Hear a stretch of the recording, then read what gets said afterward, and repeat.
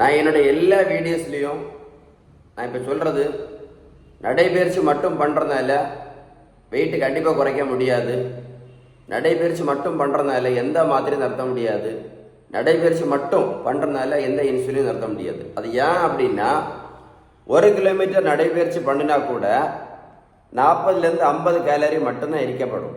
இதை எழுதி வச்சுக்கிடுங்க வேணும்னா, இப்போ உங்களுக்கு மைண்டில் தெரியும், உங்கள் பிள்ளைகளுக்கும் சொல்லிக் கொடுங்க. 1 கிலோமீட்டர் நடைபயிற்சி பண்ணிங்கன்னா 40லேருந்து 50 கேலரி மட்டும்தான் எரிக்கப்படும்.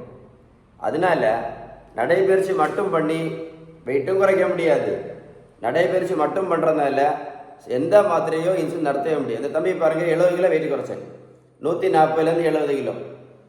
நான் இந்த தம்பி ரோட்டில் நான் ஓடக்கு சொல்லவே இல்லை. எனக்கு தெரியும் 1 கிலோமீட்டர் ஓடினால 40லேருந்து 50 கேலரி மட்டும்தான் எரிக்கப்படும்.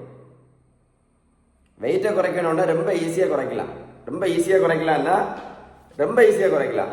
நீங்கள் பேலன்ஸ்டு டயட் எடுத்தாலே போதும்.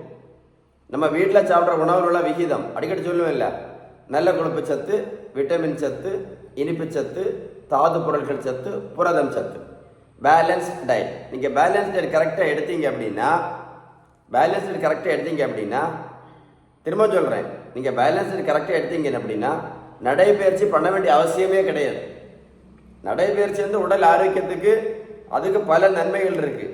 நான் நடைபயிற்சி பண்ண வேண்டாம்னு சொல்லலை, நடைபயிற்சி பண்ணாமலே வெயிட்டு கண்டிப்பாக குறைக்கலாம்னு சொல்ல வந்தேன். அதே மாதிரி நடைபயிற்சி பண்ணாமல் இருந்தால் கூட எல்லா மாத்திரையும் கண்டிப்பாக நடத்த முடியும்.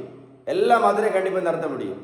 ஏன் அப்படி நடத்த முடியும் அப்படின்னா, இன்னைக்கு சுகர், பிபி, கொலஸ்ட்ராலு, உடல் பருமன், எந்த நோய் கேட்டாலும் சரிதான், மேக்சிமம் எல்லாத்துக்குமே காரணம் இந்த இன்சுலின் ரெசிஸ்டன்ஸ் தான்.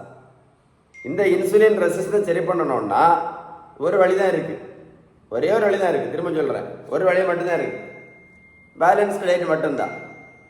அதனால் நீங்கள் பேலன்ஸ் டயட் எடுத்தால் மட்டும்தான் சுகர் மாத்திரை, ப்ரெஷர் மாத்திரை, கொலஸ்ட்ரால் மாத்திரை, இன்சுலின் நிறுத்த முடியுமே தவிர, நம்ம நடைபயிற்சி மட்டும் பண்ணுறதுனால கண்டிப்பாக என்ன பண்ண முடியாது, எந்த மாத்திரையும் நடத்த முடியாது, வெயிட்டும் குறைக்க முடியாது, வாய்ப்பே கிடையாது. இந்த தம்பி, இந்த பெரியவங்களுக்கு பாருங்கள், 42 கிலோ இந்த வெயிட்டு குறைச்சி 128லேருந்து 86 கிலோ. நான் ப்ரோட்டீன் பவுடரும் கொடுக்கல, மாத்திரையும் கொடுக்கல, ஜூஸும் கொடுக்கல, ஊசியும் போடல. இந்த பெரியவங்களை போய் நான் ரோட்டில் போய் நான் ஓடக்குன்னு சொல்லலை. நான் கொடுத்தது எல்லாமே என்னது, பேலன்ஸ் டயட், இவ்வளோதான். விகிதம் சரியான வீட்டு உணவு முறை.